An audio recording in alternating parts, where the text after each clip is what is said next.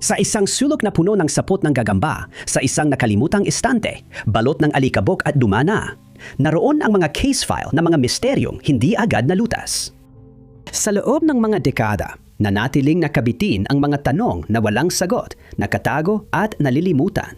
Hanggang ngayon, habang may mga bagong bulong na nagbibigay buhay muli sa mga hiwagang matagal nang bumabagabag sa taguan ng mga kaso. Bilang 20. Sumikat sa maling paraan si Olympic snowboarder at extreme sports athlete Trevor Daniel Jacob noong Disyembre 2021 nang i-post niya sa YouTube ang video ng pagtalon niya mula sa sarili niyang eroplano habang lumilipad. Sinabi niyang pumalya ang makina, pero sa video, kitang lumabas siya na may parachute nang bumukas ang pinto sa gilid ng piloto. Bumagsak ang eroplano walang piloto. Pero nakaligtas si Jacob, kaya dumami ang views at subscribers niya. Mabilis lumaganap ang pagdududa online tungkol sa pagiging planado ng pagbagsak na ito, lalo na nang biglang nawala ang wreckage at muling umandar saglit ang makina ng eroplano. Sinuri ito ng Federal Aviation Administration at noong 2021, binawi nila ang lisensya sa paglipad ni Jacob matapos mapagpasyahan na sinadya niyang ibagsak ang eroplano para sa pagre-record. Noong unang bahagi ng 2023, inamin ni Jacob na siya ay naghadlang sa hustisya at sinadyang ibagsak ang eroplano para sa likes, followers, kita at kasikatan. Kaya siya ay nakulong ng 6 na buwan. Ang video ay nakakuha ng mahigit 2.7 milyong views. Bilang 19. Halos 5 dekada na ang lumipas nang may natagpuang nakakatakot na bagay na nakausli sa mga halaman sa isang bukirin malapit sa US Highway 70, ilang milya mula sa Mariana. Ika-13 ng Enero, 1977 nang matagpuan ang mga labi ng isang hindi kilalang tao sa bukirin. Inimbestigahan ng Criminal Investigation Division ng Arkansas State Police ang ulat. Kinuha ng investigador ang mga labi at isinumite sa tanggapan ng medical examiner ng Arkansas State Crime Laboratory. Ang pagkakatuklas ay nangyari nung nagsisimula pa lang ang DNA testing. Hindi natukoy kung kanino ang mga labi at misteryo pa rin ang sani ng pagkamatay. Noong panahong iyon, 10,000 ang kaso ng pagdukot ng magulang, habang ilang daan lang ang gawa ng hindi kilala. Maraming kaso ng labi na hindi agad maiugnay sa isang tao, lalo na kung di pa naiulat na nawawala siya. Natabunan ang kaso ng bangkay sa Lee County na tinawag ding mga labi ng Oklahoma Girl Scout homicides at kaso ng pagkawala ni Simone Redinger. Hindi naging prioridad noon ang mga labi sa bukirin at hindi rin ito magiging prioridad sa susunod na 48 taon. Noong Marso 2024, sinuri ng ASP Cold Case Unit ang lahat ng unsolved cases mula noon at susunod nilang tututukan ang mga labi sa Lee County. Sa tumong ng ASCL, nadala ng mga investigador ang mga labi sa Othram Labs, isang pribadong laboratorio na nagde-develop ng makabagong DNA analysis at forensic genealogy. Sa pamamagitan ng mga pinahusay na pagsisikap na ito, sa wakas ay nagawa nilang matukoy kung kanino ang mga butong matagal nang nasa evidence room sa loob ng 50 taon. Noong ika-6 ng Hunyo, 2025, naglabas ng ulat ang Othram na tumutukoy kung sino ang malaking pinagmulang ng mga labi. Charles Howard Wallace ang pangalan niya. Sa investigasyon, natuntun nila ang 2 posibleng kamag-anak sa Tennessee. Noong Hulyo, kinuha ang mga DNA sample mula sa kanila at inihambing sa kay Charles. Noong Setyembre, nakumpirma na at positibo ang pagkakakilanlan. Ito ang mga labi ng 21 taong gulang na tila nawala ng komunikasyon sa pamilya noong taglagas ng 1974. Huling nakita siya ng mga kamag-anak niya sa Memphis, Tennessee nung nasa huling bahagi siya ng kanyang teen years habang naghahanap ng paggamot sa isang halfway house sa sentro ng lungsod. Kahit may impormasyon na tayo sa bangkay sa Lee County, marami pa ring mistero ang natitira. Una, hindi pa rin matukoy ng awtoridad ang dahilan ng maagang pagkamatay niya o kung paano siya napunta mag-isa sa bukid na yon na hindi napansin ng kahit sino ng halos 50 taon. Bilang 18. Nung ika-10 ng Disyembre, 1990, wadol lumitaw ang Vaticano.org o Vaticano.org kapag naghanap ang mga gumagamit ng internet ng website ng Vatican. Sa itaas nito ay ang Vaticano.va, ang opisyal na website ng Vatican. Nang ikumpara ng mga gumagamit ang parehong website, napansin nilang pareho lang. Kaya karamihan ay pinili ang pinakabago at inisip na hindi mahalaga kung alin gamitin. Habang lumilipas ang panahon, may mga banayad na pagbabago na ginagawa at hindi napapansin ng maraming gumagamit. Ang mga bahagyang pagbabago ay dahan-dahan at hindi agad napansin. Kabilang sa mga pagbabagong ito ang muling pagsasaayos ng mga teksto sa mga bahagi na malinaw na hindi akma sa relihiyon. Marami sa mga binagong pahayag ay erehe at may mga binago para suportahan ang legalisasyon ng ipinagbabawal na gamot at pakikipagrelasyon bago ang kasal. Ang dalawang pahayag na iyon ay hindi tugma sa iba pang tapat na pagkopya ng mga orihinal na dokumento ng Papa. Dahil sa pagtaas ng trapiko sa peking website ng Vatican, na-index ng mga search engine ang Vaticano.org at tumaas ang visibility nito. Nagpatuloy ang pagbabago at naging mga ereheng pahayag ang mga talumpati ng Papa. Pansin ang mga imbento at maling salita, pati malalaking pagkakamali sa mga pahina. May mga liriko mula sa pop na kanta noon na isinama sa relihiyosong konteksto, kaya't bawat pahayag ay naging kapani-paniwala sa kakaibang paraan. Magkakaroon na rin ng opsyon ang mga gumagamit na direktang magpadala ng mensahe kay Papa. Isang form para sa kumpisal ang sumunod na idinagdag na itinatag noong 1990, isang taon matapos manika ang Vaticano.org. Ang form para sa kumpisal para sa dakilang jubileo ay nagpapahiwatig na papatawarin ni Papa ang mga kasalanan sa email. Ayon sa website, ito ang jubileo ng Malayang Espiritu. Isang click lang, malilinis ang iyong kaluluwa. Maraming simpleng click ang ginawa ng mga gumagamit. Noong 1990 bago ang jubileo, daan-daan pilgrim ang hindi namalayan na redirect sa malalayong sulok ng peninsula. Napagtanto ng Vatican na may cloned site na nagdudulot ng kalituhan, kaya kumilos sila agad. Nagsimula ang mga opisyal ng Vatican sa pamamagitan ng paglalagay ng babala sa homepage ng tunay na website na iginigiit na ito ang opisyal na pahina. Maubos din ang taunang rehistrasyon at hahadlangan ng domain provider ang pag-renew. Kaya titigan ang pagpapakalat ng maling impormasyon ikinakalat ng peking site na ito. Noong 1990, ang Vaticano.org ay may higit 4 na milyong hits at 200,000 bisita ang naging bahagi ng kasaysayan ng internet nang mabunyag ang tunay na dahilan ng pagkakatatag nito. Ang Vaticano.org ay natunton sa isang alias na puro 1 at 0 na lumitaw din sa ibang website. Ang website na ito ang nagpakilala kina Ava at Franco Matz na nasa likod ng misteryong ito ng Vatican. Sina Ava at Franco ay artist duo mula New York City na ang mga projektong pansining nila ay nagsimula sa pagbili ng domain na Vaticano.org, unang hakbang sa plano nilang pahinain ang simbahang Katolika. Sunod-sunod nilang kinopya ni Remix at in-programa muli ang buong sistema ng paniniwala.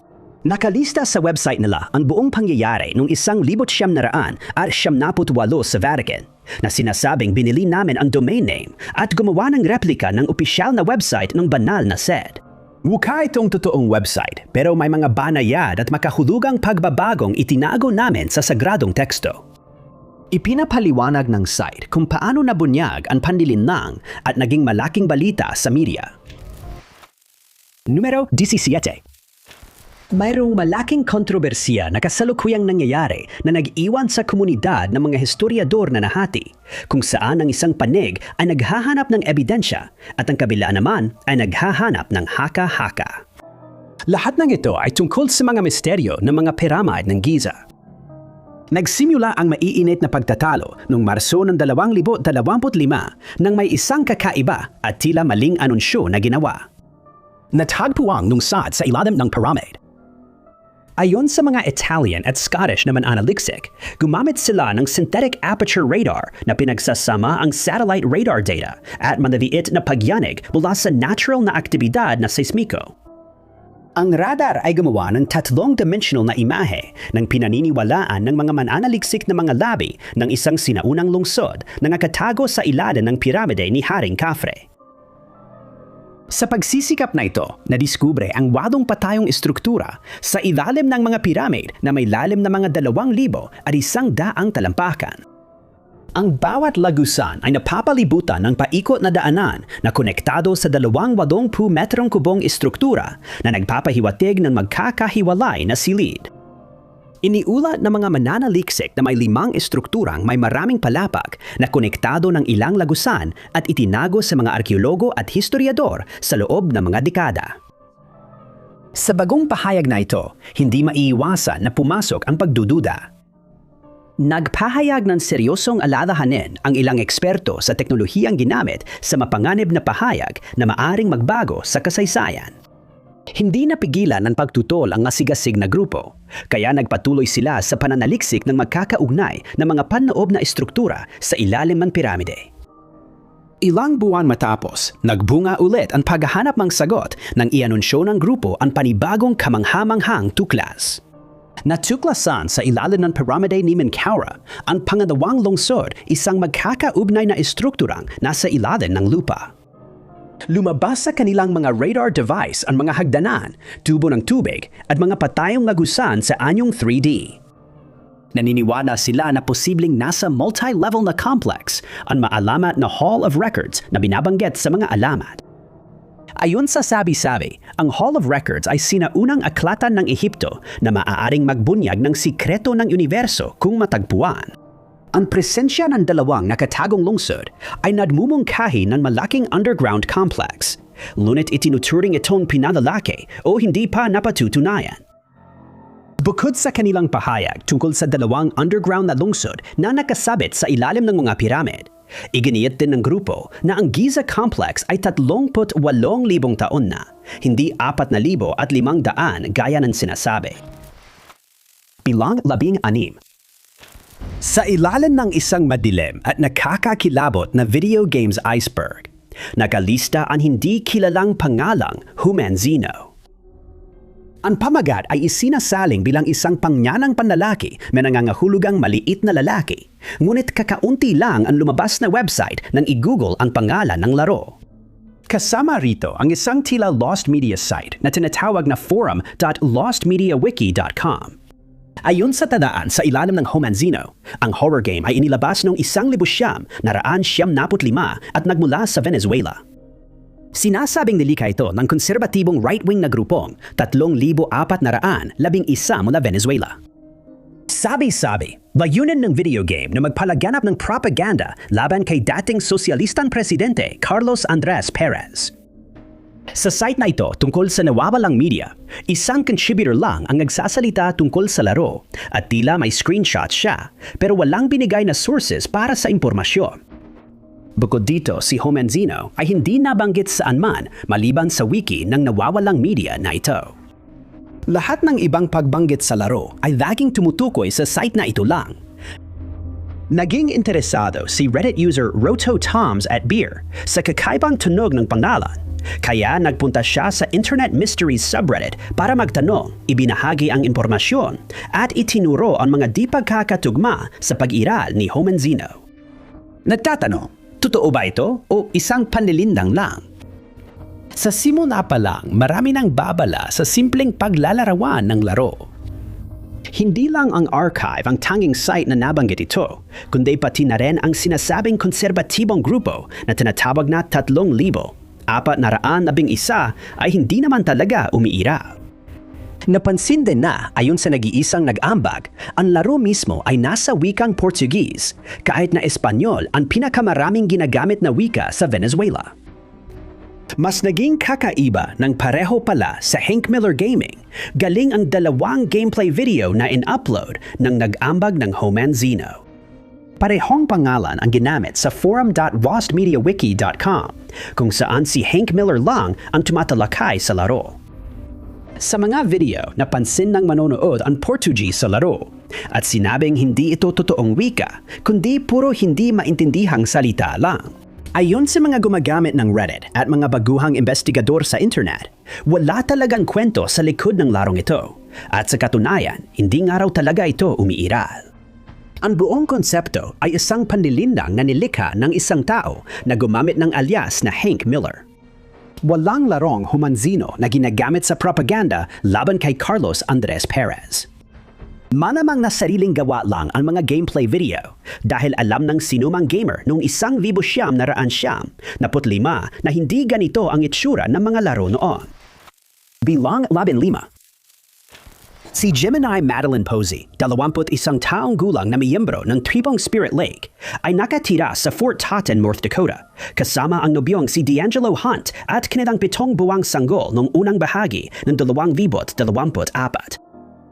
Noong Enero 3, 2024 pansamantala, siyang bumalik sa bahay ng kanyang ina sa Devil's Lake bago muling bumalik sa Fort Totten. Noong Enero 7, 4 na araw pagkatapos, huling nakita ni Hunt si Gemini nang umalis ito sa apartment, sabi may susundong kaibigan. Isinampa ang ulat ng nawawalang tao noong Enero 11. Nabalam ang investigasyon dahil walang lead. Inaresto si Hunt at kinasuhan ng second-degree homicide sa pagkamatay ng kanyang kapatid na si Isaac na natagpuan ang labi noong Nobyembre 2025 sa Spirit Lake Reservation. Nawawala na si Isaac mula pa noong Marso ng 2024. Dahil sa natuklasan, naging suspect si Hunt sa kaso ni Gemini. Noong Disyembre 2025, opisyal na kinasuhan si Hunt ng federal grand jury dahil sa hinihinalang pagkamatay ni Gemini, kabilang ang voluntary manslaughter at pananakit. Nananatiling nawawala si Gemini at hindi pa natatagpuan ang kanyang katawan. Bilang 14.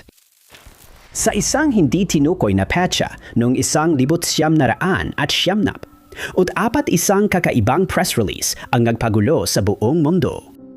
Nag-ulat ang Associated Press na bibilhin ng Microsoft, pinakamalaking PC software maker, ang isang establishmentong hindi inaasahan ng marami. Ayon sa artikulo, bibilhin na raw ng kumpanya ang Simbahang Katoliko Romano. Sa ulat na may dateline na Vatican City, sinabi sa kwento na kung matutuloy ang kasunduan, ito ang magiging unang pagkakataon sa kasaysayan na ang isang kumpanya ng computer software ay bibili ng isang pangunahing relihiyon sa mundo. Sabi sa artikulo, magkakaroon ang Microsoft ng eksklusibong elektronikong karapatan sa Biblia at si Papa Juan Pablo Ikalawa ay maging vice-presidente ng Religious Software Division ng pinagsamang kumpanya.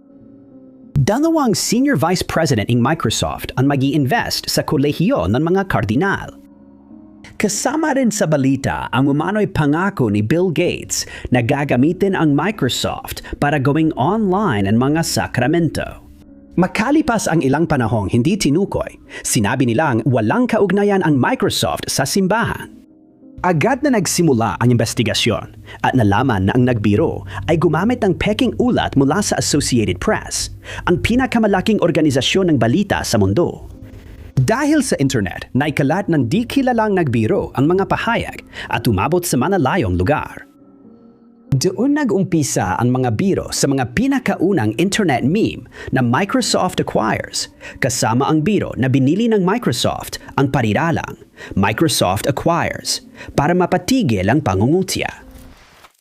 Bilang 13. Isang lalaki mula sa California ang tinalian ang kanyang aso at sinimulan ang kanilang nakagawiang paglalakad sa tabing dagat ng Trinidad Harbor. Hindi pa niya alam noon, pero maya-maya tatawagan niya ang Fortuna Police Department dahil sa isang nakakakilabot na natuklasan. Agad pumunta ang mga pulis sa Trinidad Head, isang mabatong istruktura sa daungan. Tinuro ng lalaki ang bahagi ng bungong na katingala sa kanila. Noong Pebrero, 1990, 3 kinuha ng mga pulis ang bahagi ng bungo at ibinigay sa tanggapan ng sheriff ng Humboldt County. At pagkatapos, isang karaniwang DNA profile ng bungo ang ginawa at inilagay sa National Unidentified Person DNA Index at sa California Missing Person DNA Database. Hinambing ang profile sa ilang mga nawawalang tao at iba pang mga labi ng tao, ngunit tila hindi tumugma ang piraso sa kahit sinong kilalang individwa. Mula doon, inilagay ang mga detalye ng kaso sa NamUs. Sa ilalim ng case number UP55-274. At iyon na iyon, wala nang magagawa pa, hindi pa sa ngayon. Kalaunan, nakalimutan ng mundo ang bungo sa California noong 1993 na ngayon ay kabilang na sa naipong mga kaso ng hindi pa nakikilalang labi ng tao.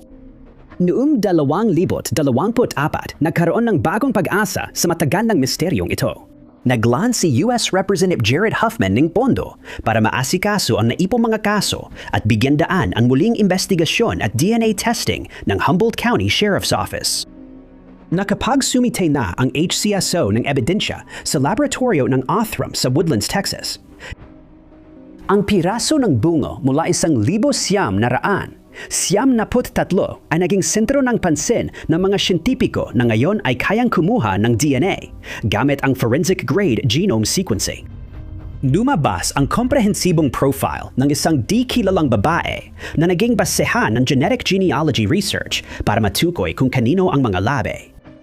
Pagkalipas ng ilang buwan, ang pangalawang malaking tagumpay ay maglalantad ng pagkakakilanlan na iyon. Nalaman na kay K. Josephine Medin pala ang bungo. Nasa ilang database siya ng mga nawawalang tao. Noong Agosto 3, 1987, dumating si Nicholas sa kanilang bahay sa Trinity County at nadiskubre nawawala ang kanyang 48 anyos na asawa. Nandun pa rin ang kanyang bag, salamin at kotse, ngunit siya ay wala.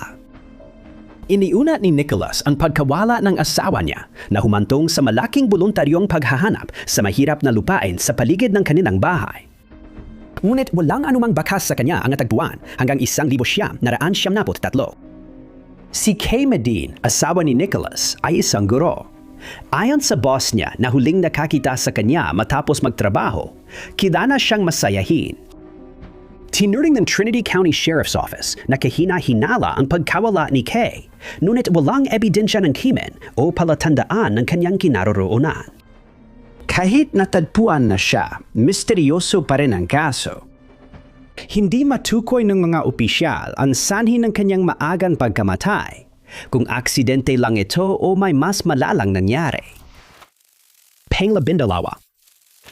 Ang pagkawala ni Mara Murray ay isa sa mga pinakakilalang kaso na patuloy na laman pa rin ng mga timeline, podcast at YouTube channel. Noong ika-siyam ng Pebrero, 2004 nag-withdraw si Mara ng $280 mula sa kanyang bank account sa isang ATM na wala sa campus kung saan siya nakatira.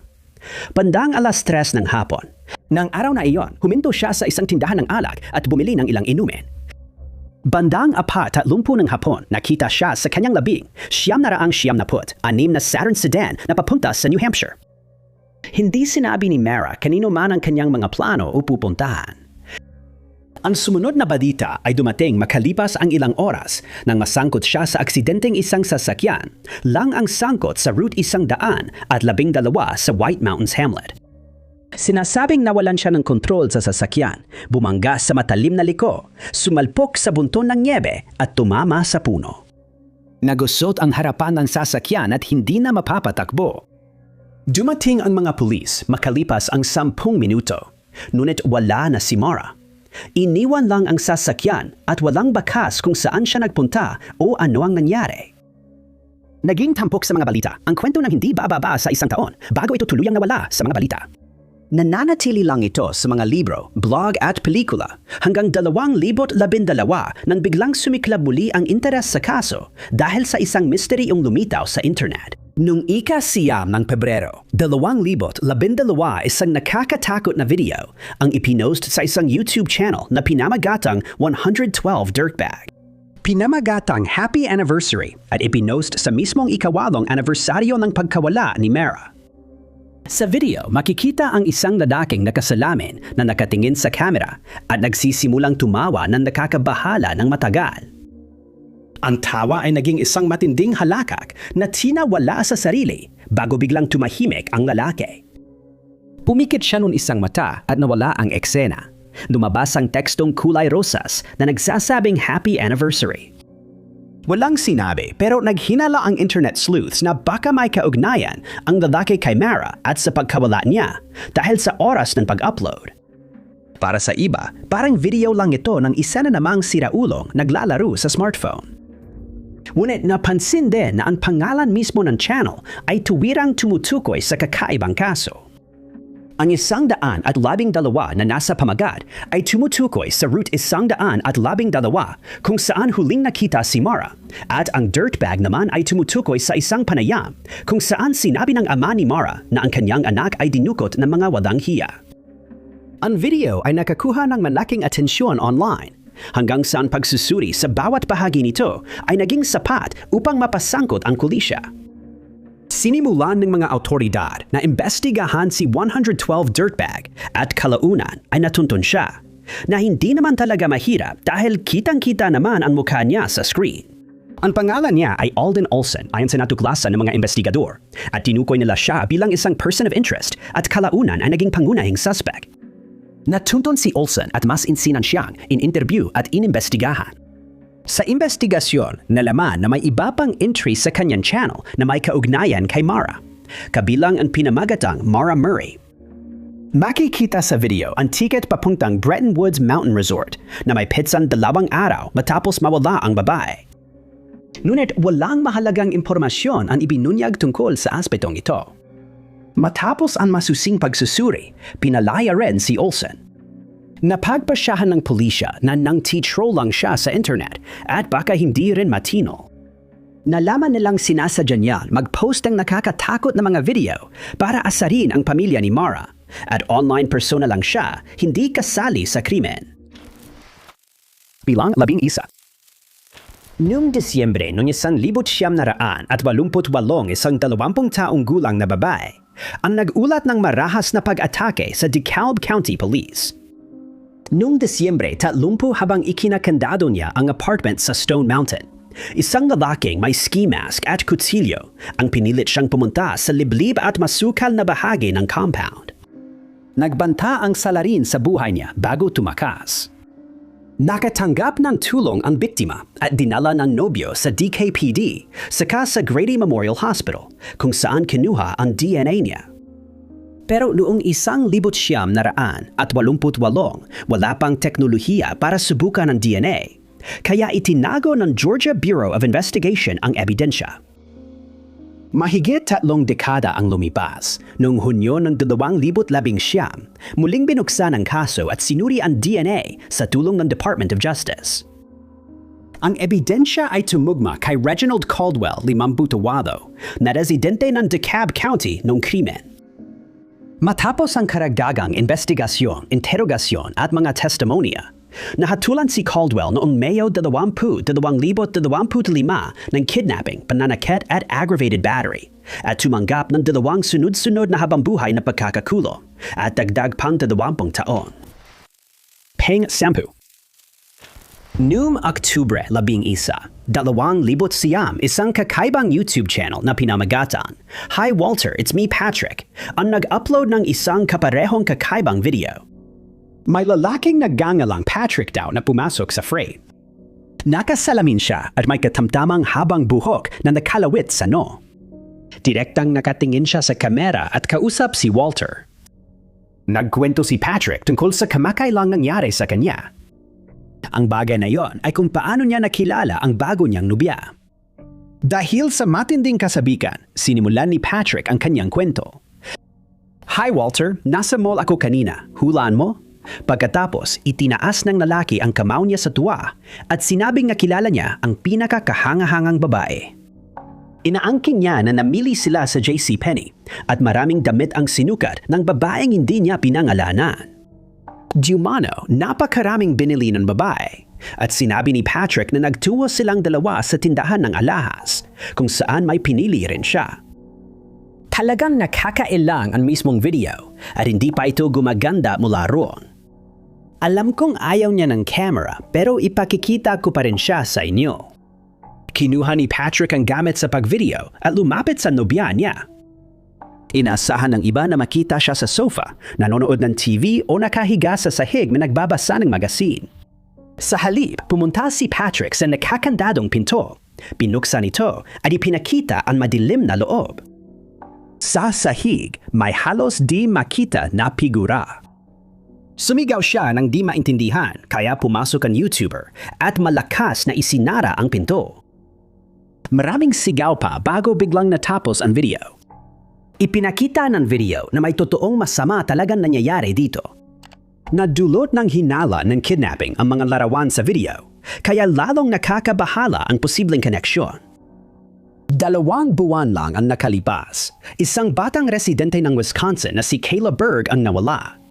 Nagmamaneho siya kasama ang nobyo at tumigil sa bahay ng lalaki. Ayon kay Kevin, namatay ang lahat ng ilaw sa bahay at nawala si Kayla noong brownout at hindi na siya nakita mula. Nang mawala siya, suot niya ang pulang spaghetti strap, dark blue na hooded sweatshirt, maong na pantalon, kayumanging sandalyas na may mababang takong at kwintas na may pilak na singsing. Sa video ni Patrick, mukhang suot ng batang babae sa sahig ang kaparehong damit, bagamat mas kulay rosas ito. Nag-viral sa social media ang video at nagdulot ng pag-aalala. Umiikot ito sa ilang forum bago napunta sa isang pulis pagkalipas ng ilang taon. Mula sa pagiging pambungad na video, naging misteryo ito at nagtatanong kung ang babaeng nasa sahig sa likod ng nakakandadong pinto ay si Kayla Berg. Mukhang pinaghihinalaan din iyon ng lokal na pulisya at nagsimula ang investigasyon tungkol sa channel noong 2016 halos 8 taon matapos i-post ang nakakakilabot na video. Mabilis na napag-alaman na si Patrick ay hindi banta sa lipunan at walang kaugnayan sa pagkawala ni Kayla. Isa siyang actor mula sa YouTube comedy channel na 2,150 Studios na gumawa ng malisyosong palabas na nakaapekto sa komunidad at sa mga magulang ng nawawalang bata. Bilang siyam. Isa pang misteryo mula sa panahon ng Biblia ay ang kaban ng tipan, isang bagay na matagal nang binabanggit sa lumalawak na listahan ng mga misteryo. Nasaan ito? Ano ito? Marami pa ring tanong. Sabi sa Biblia, may maranyang kahon na gawa sa kahoy at balot ng ginto para lagyan ng mahalagang bagay na siyang nagpasimula sa sumunod na salaysay sa Biblia. Ginawa ang kahon para paglagyan ng mga tapyas ng batas na ibinigay kay Moises. Sinasabing nasa banal ng mga banal ang kaban sa tabernakulo ng sinaunang templo sa Jerusalem at sinasabing nandoon pa rin ang mga tapyas ng 10 utos. Mulay, may malaking tanong tayong inaharap. Nasaan ito? Ang misteryo ng kaban ng tipan ay tila mas napalapit sa pagkakalutas kung paniniwalaan natin ang mga kamakailang kaganapan na naganap. Sa sentro ng bagong tuklas ay ang lungsod ng Shiloh, isang lugar na bihirang nababanggit tungkol sa kaban ng tipan. Bago itinayo ang mga templo sa Jerusalem, may templo na sa Shiloh, isang sinaunang bayan sa Samaria na 400 taon nang mas matanda kaysa mga gusali ng Jerusalem. Napakatagal kung ikukumpara sa kasaysayan ng 10 utos at pagkakatatag ng mga lungsod. Ang Shiloh ay isang mahalagang lugar kung saan itinayo ang mga altar para sa handog at pagsamba ayon sa banal na kasulatan. Sa loob ng mahabang panahong ito, marami ang nagtataka kung talagang umiral ang Shiloh. Ngunit isa ito sa iinang lungsod na madaling makilala. Magkakaroon ng templo, mga altar at labi ng handog at hindi inaasahang mahuhukay ang mga ito noong 2023. Ibinahagi ng Jerusalem Post ang kwento ng isang kamangha-manghang tuklas na lubos na namangha ang mga historiador. Noon, nagsagawa ng paghuhukay ang mga arkeologo sa pinaniniwalaang syudad ng Shiloh. Unti-unting ibinubunyag ng lupa ang mas maraming detalye na sumusuporta sa teorya. Habang nililinis ang alikabok, tinanong ng mga eksperto kung natagpuan na nila ang dating sentro ng pagsamba sa Shiloh. Habang inaaral ng grupo ang guho ng batong istruktura, bigla silang may natuklasan na nakakagulat. Ang sukat ng nasabing istruktura ay tumutugma sa paglalarawan, ayos at sukat ng tabernakulo na pinaniniwalaan pinaglagyan ng kaban ng tipan. Ang kaban ng tipan ay kinalalagyan ng mga nakasulat na alituntunin sa pamumuhay at ang pagkakatuklas rito ay maaaring makapagpabago sa mundo. Ayon sa mga eksperto, ang gusali ay nakaharap silangan kanluran at hinati sa proporsyong 2 sa 1, gaya ng nasa kasulatan. Itinaalan ng mga mananaliksik ang malaking panloob na pader na naghati sa espasyo sa 2, ginagaya ang pagkakahati ng banal na dako at kabanal-banalan sa Exodo. Mahigit 100,000 buto ng hayop tulad ng tupa, kambing at baka ang sumusuporta sa teorya na posibleng ginamit bilang handog, isang natuklasan na hindi basta nagkataon. Napakalinaw na ito ay isang lugar ng ritual na paghahandog at ang sukat nito ay tumutugma sa sukat ng tabernakulo. Ngunit ang wala sa tirahan ay ang kaban ng tipan na nananatili pa ring lihim sa buong mundo. Numero 8, taong 1990. Isa nang magsimula ang kauna-unahang website kahit na ilang taon nang umiiral ang internet noon. Itinatag ito sa CERN ng British na siyentipikong si Tim Berners-Lee. Ang CITE ay bahagi ng World Wide Project. Malayo na ang narating ng World Wide Web. Kahit noon nagsisimula pa lang, may mga misteryo na rin sa internet. Isang misteryo ang lumitaw 6 na taon pagkatapos, noong 1997. Ang Mortis.com ay isa sa mga pinakaunang kilalang mystery sa internet na nauna pa sa Cicada 3301 at sumunod pagkatapos ng Markovian Parallax Denigrate noong 1996. Ang domain na Mortis.com ay nairehistro noong 1997 sa pangalan ni Thomas Lee. Nailatala ito online bilang itim na background na may prompt para sa username at password.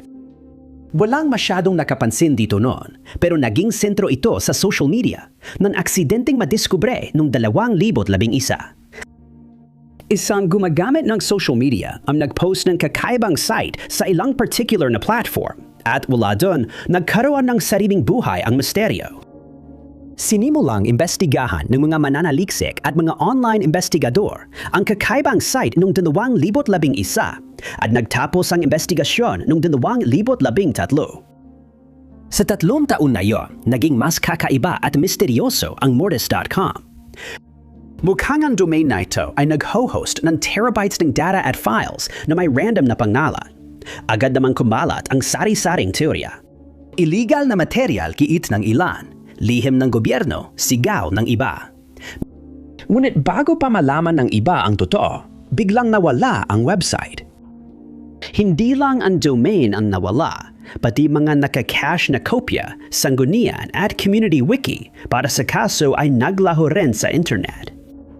Nalaman din na may isang tao na humiling na tanggalin ang mga naka-archive na kopya sa Wayback Machine. Lumabas ulit ang teorya. May bagong ideya sa operasyon ng FBI at ang mga art project para sa mga may kapansanan ang sunod na pinaghihinalaan. Walang mapapatunayang kwento dahil wala na ang website. May ilan na nagsabing bago pa man nawala ang domain, nagawa nilang nampasan ang login. Palaging napatunayang walang basehan ang mga pahayag na ito. Sa mga sumunod na taon, laging kasama ang Mortis.com sa listahan ng Internet Mysteries. Pero ngayon, nasa solved section na ito ng iceberg. Nalutas na sa wakas ang misteryo sa internet, nakalito sa mga hacker at mananaliksik. Isang investigador ang nakakita ng mirror ng original na site sa dark web at natuklasan nilang karaniwan lang pala ito. Ang mirror na website ay pagmamay-ari ng unnamed society. Sa website, may pahinang Thomas Ling incident na naglalahad kung paano ginamit ni Igor ang pangalang Thomas Ling bilang alias. Isang dentistang si Thomas Ling ang nakadiskubre nito at hiniling sa developer na alisin ang kanyang pangalan sa anumang kaugnayan sa kanila. Sumunod ang unnamed society at kapalit nito. Ginawa nila ang Mortis.com, isang email service para kay Ling at sa kanyang dental clinic. Sa loob ng maraming taon, nabahala ang mga gumagamit ng social media tungkol sa nakakabahalang impormasyon na maaring taglay ng Mortis. Ngunit kalaunan ay nalaman nilang isa lang pala itong email service para sa isang normal na bagay, gaya ng pangangalaga sa ngipin. Pito.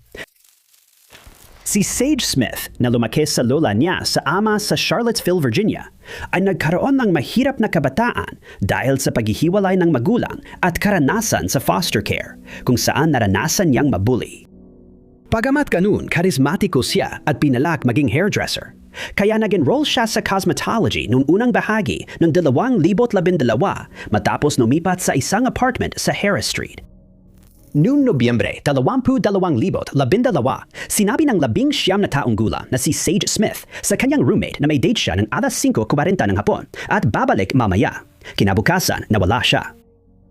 Napunta sa voicemail ang mga tawag at huling nakita ng stepsister niya sa Main Street bandang alas 6:30 ng gabi. Inireport ng roommates niya ang pagkawala niya noong Nobyembre 22. Naghanap ang pulisya sa Harris Street at Universidad ng Virginia pero nabigo sila. Napansin nilang hindi normal na naka-off ang kanyang telepono kaya idineklarang nanganganib siya at pinaghihinalaan ang masamang nangyari. Nalaman ng investigador na si Eric McFadden ang huling na-contact ni Sage at balak niyang makipagkita malapit sa Amtrak station. Palihim nagmemensahe at nakikita sina McFadden at Sage at sinasabing binabayaran niya si Sage para itago ang relasyon nila kay Esther Avini.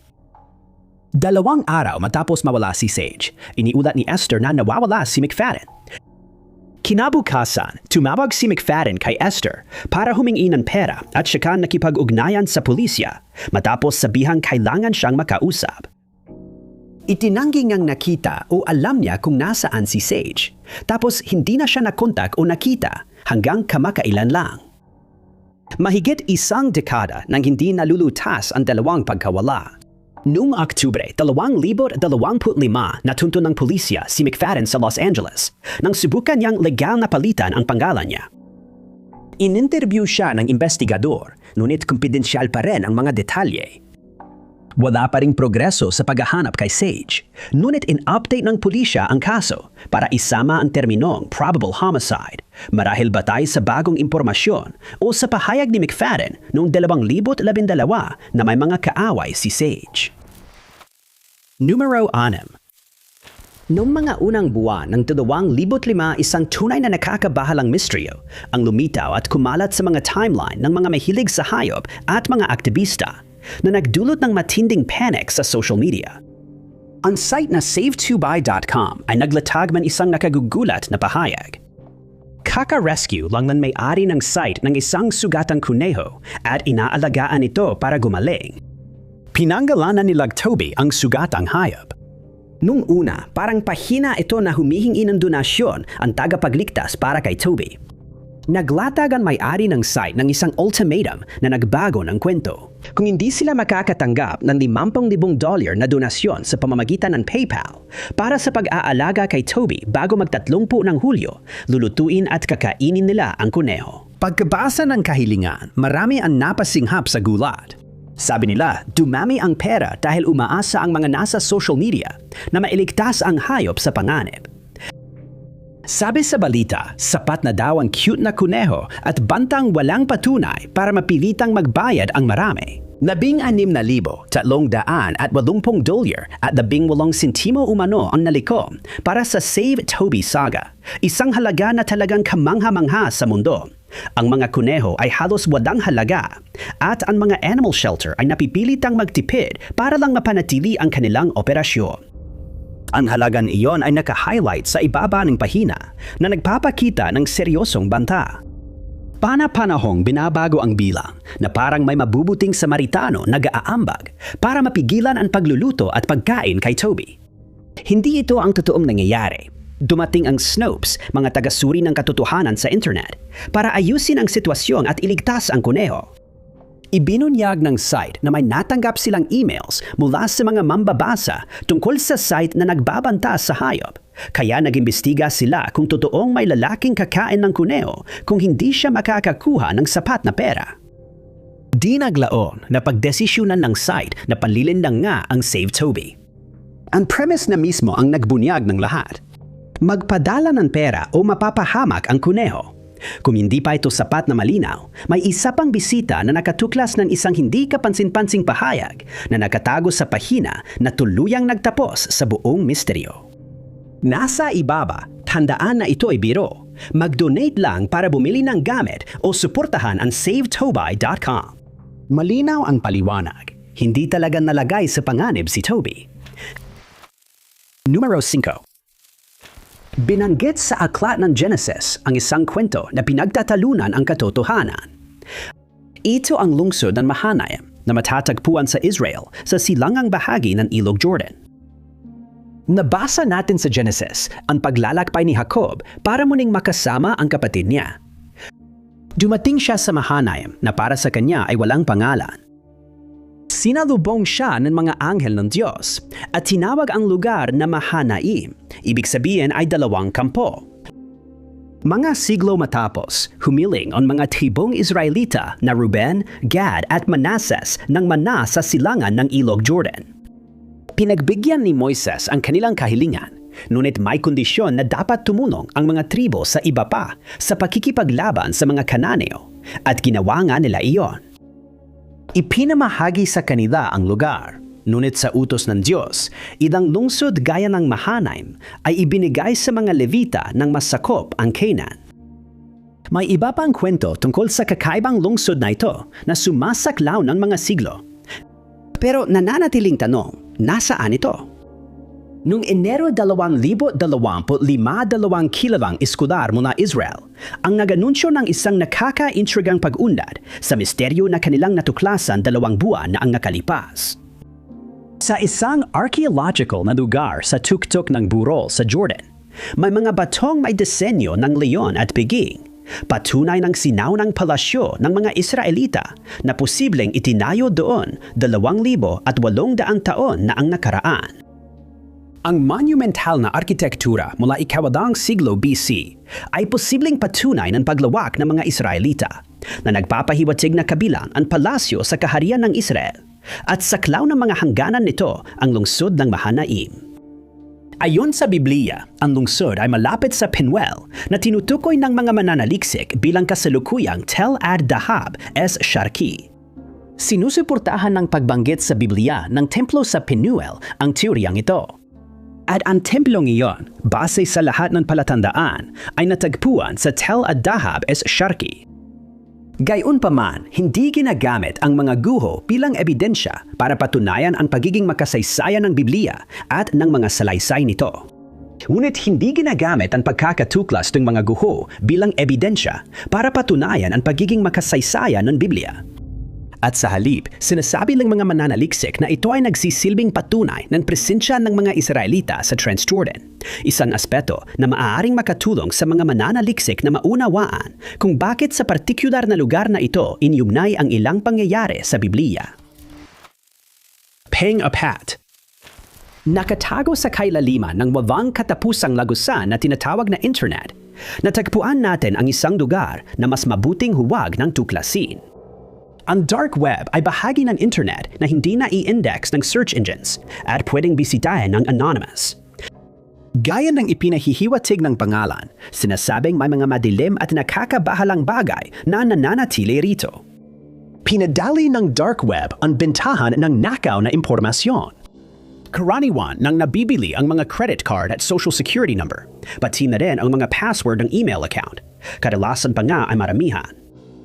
Halimbawa nito ang insidente noong 2012 kung saan isang Russian hacker ang nagnakaw ng 100 at 17 milyong password mula sa mga email address sa LinkedIn at kalaunan ay inialok ang impormasyong iyon sa dark web.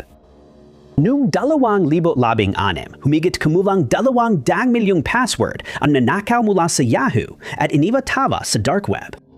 Ngunit may mas nakakabahalang dilim na nananatili sa likod ng dark web, isang termino na hindi lang takot kundi pati pagkabighani ang dulot.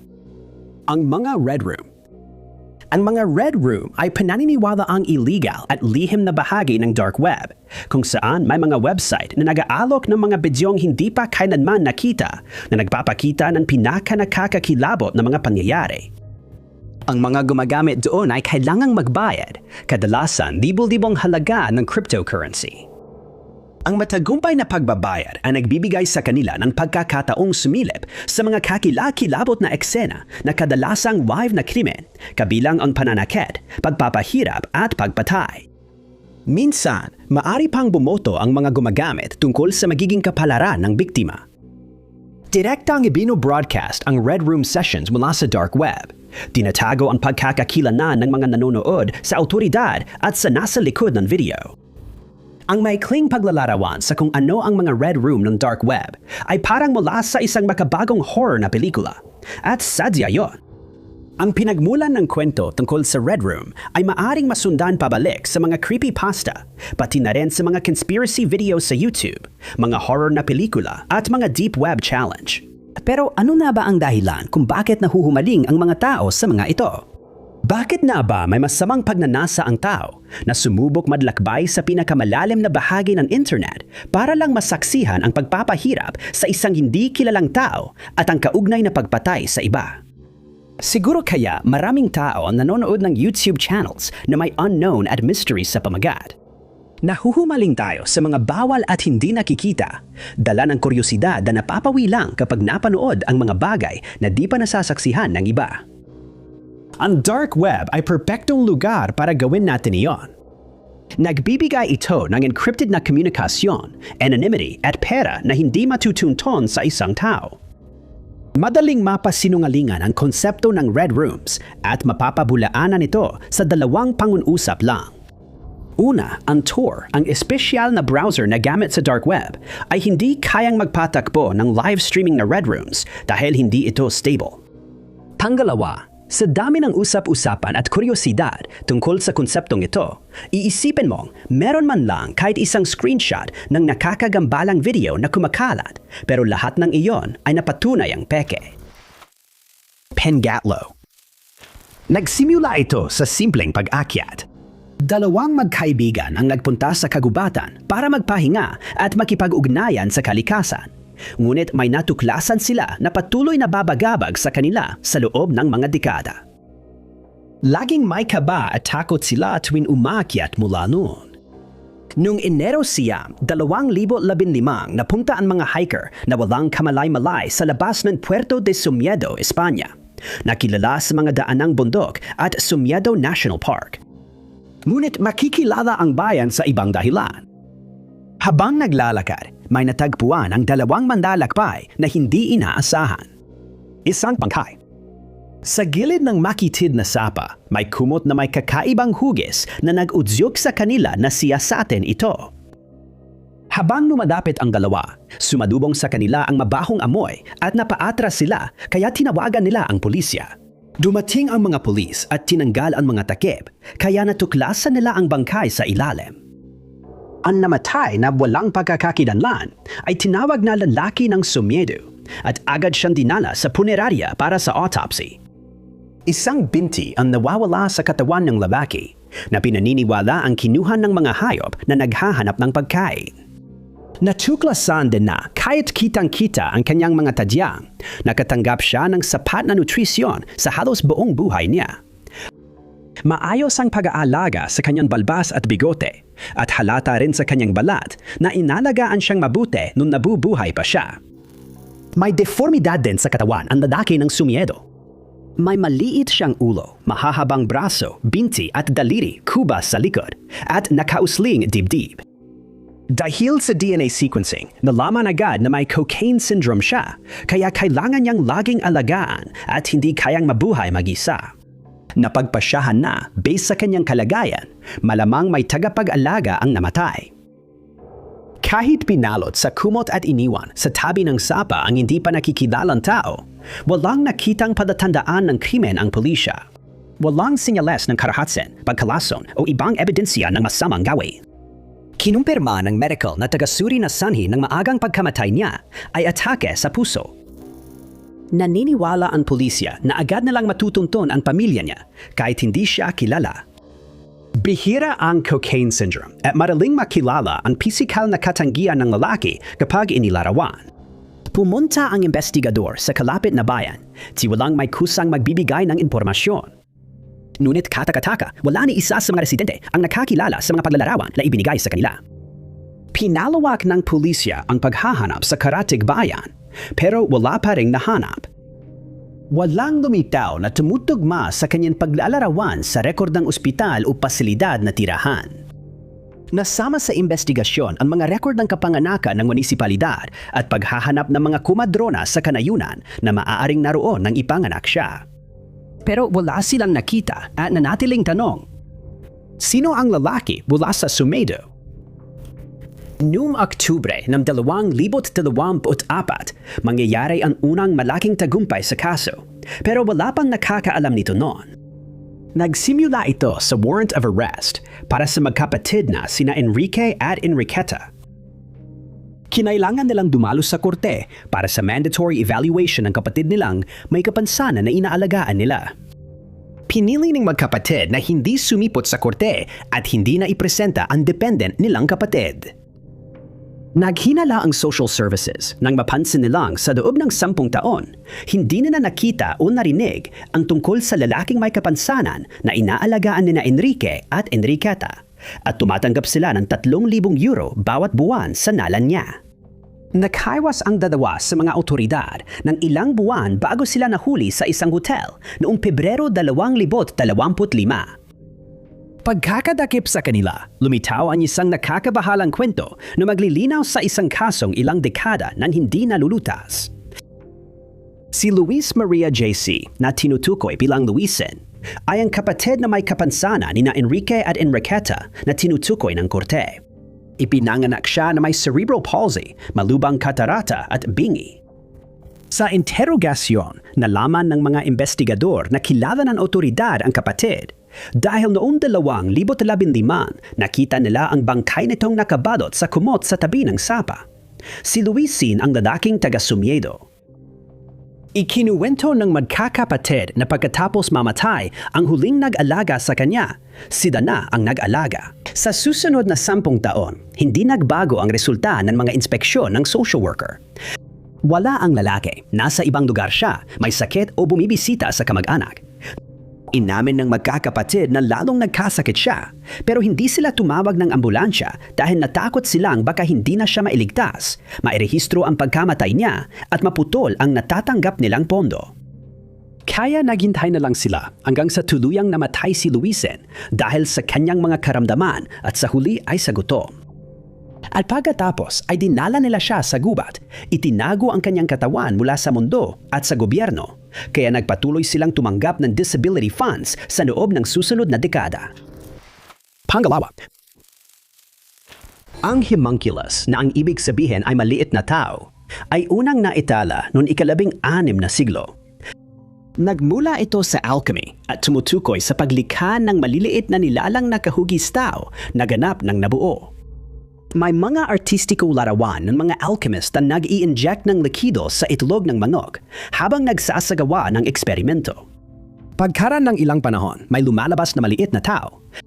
Nawala rin ang idea sa paglipas ng panahon, pero hindi ito tuluyang naglaho. Sa pagyuspong ng internet, may ilan nakita itong madaling plataporma para maabot ang lahat ng sulok ng mundo gamit ang kakaibang mga konsepto at hindi makatotohanang mga kwento. Si Courtney Alive ay isa sa mga taong pinagsamantalahan ng internet para dito. Ang YouTube ay isa sa unang social media na nagpadali sa malawakang pagbabahagi ng hindi laging kontroladong nilalaman. Si Alive, isang lalaking Ruso, ay nadiskubre ang mga alamat ng alchemy tungkol sa homunculus at idinokumento ang kanyang eksperimento na kumalat sa website. Sa unang video niyang paano gumawa ng homunculus, ipinakita niya kung paano ito gawin. Nasa harapan natin ang lahat ng kailangan para likhain ang hindi umiiral na nilalang. Itlog, hiring gilyang may likidong biolohikal, lalagyan at maliit na gunting. Pagkatapos, lumalabas sa ibaba ng screen ang isinaling salita. Kumusta? Gagawa tayo ngayon ng eksperimento sa paglikha ng homunculus. At ayun na nga, nagkagulo ang internet dahil marami ang naniwalang kaya nilang lumikha ng ganoong nilalang. Ang video na ito ang nagpasimula ng paggawa ng homunculus na naging trend at sumikat sa internet noong 2016.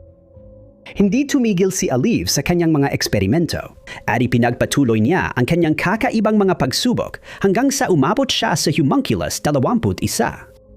Noong taon ding iyon, biglang pumanaw ang Rusong lalaki na nagdulot ng malalaking teorya ng konspirasyon kaugnay ng kanyang pagkamatay at mga eksperimento. Maya-maya, nagsilabasan ang mga YouTube video gaya ng homunculus creature, totoo o peke. Umasa silang mailayo ang lipunan at social media sa maling impormasyon. Ipinakita ng YouTuber sa pamamagitan ng eksperimento ng mga Ruso kung gaano kadaling malinang ang mundo. Plasticine, magnetic fields, at manga na pag-edit ng video ang naging dahilan sa tila buhay na nilalang na lumitaw mula sa itlog ng manok. Pinilit lang ang mga galaw. Ang homunculus ay puppet. Hindi lang si Aliv ang tagapagmanipula, pati na rin ang naniwala na kayang gumawa ng maliliit na nilalang mula sa simpleng bagay na gaya ng itlog ng manok at sa mga di kinokontrol na kondisyong pangkapaligiran. Ibinunyag ni Bill na ang misteryo ng homunculus ay panlilinlang sa internet at isinama ito sa Bonsai Kittens at sa Gen Pets ng dekada 2000. Numero 1.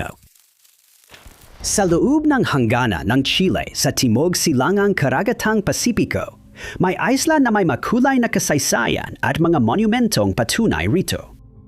Ang mga Moai na kilala rin bilang mga ulo ng Easter Island ang bumubuo sa pinakakilalang tampok ng isla.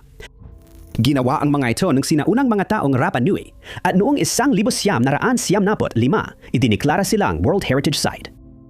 Patuloy ang debat ng mga eksperto kung paano unang dumating ang mga naninirahan sa kanilang lugar.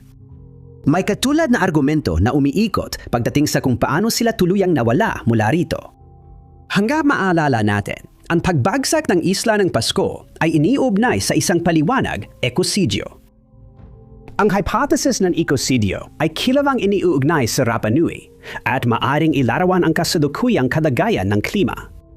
Sinasabi ng teorya na bumagsak ang kanilang lipunan dahil sa sariling pagsira nila sa kalikasan. Labis na pagkonsumo ayon sa ilang eksperto.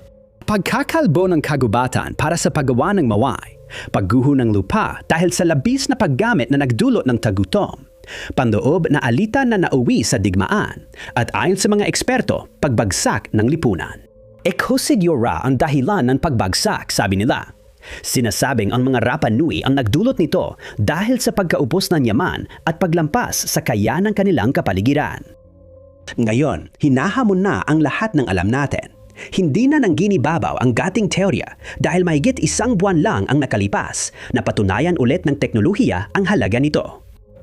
15 dating naninirahan sa liblib na isla ang matagal nang nakaimbak sa laboratorio, naghihintay ng mga bagong paraan para mabuksan pa ang mas marami pang lihim at misteryo. Sila ang perpektong kandidato para muling isulat ang kasaysayan. Isa sa mga bagong pag-unlad na nangyari kamakailan ay ang pag-sequence ng mga genome na nagpapahintulot sa mga mananaliksik na mas matutunan pa ang tungkol sa DNA at ngayon ay ginagamit na ito bilang paraan para matukoy kung ano talaga ang nangyari.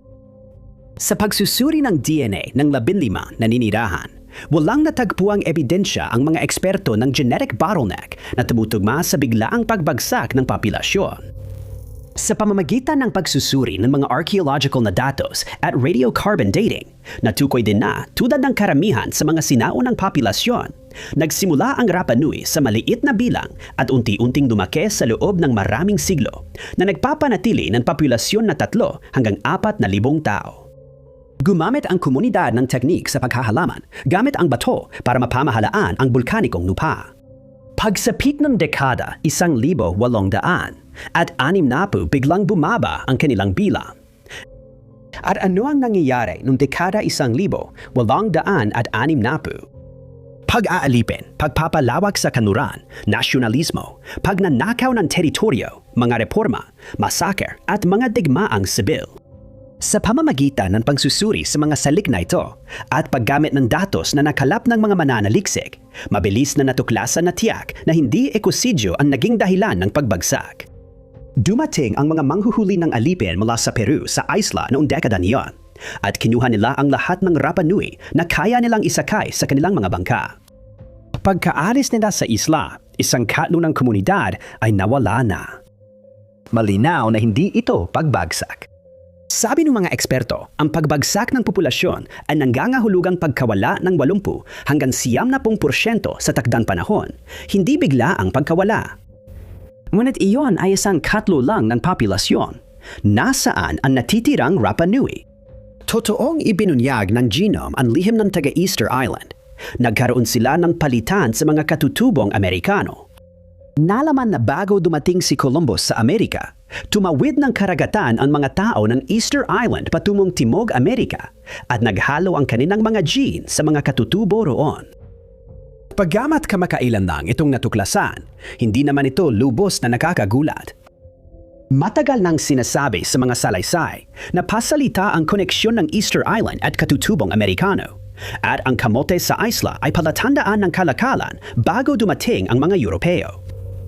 Kahit may mga eksperto at publiko na gaatubili pa ring bitawan ang maling salaysay, malinaw na ang ebidensya sa genome at DNA. Salamat sa panonood mga kaibigan. Kung nagustuhan mo ang video na ito, siguraduhin pindutin ang like button. Huwag kalimutan mag-subscribe at i-click ang notification bell para updated ka sa aming uploads. Ako si Top 5 Unknowns. Magkita tayo sa susunod na video.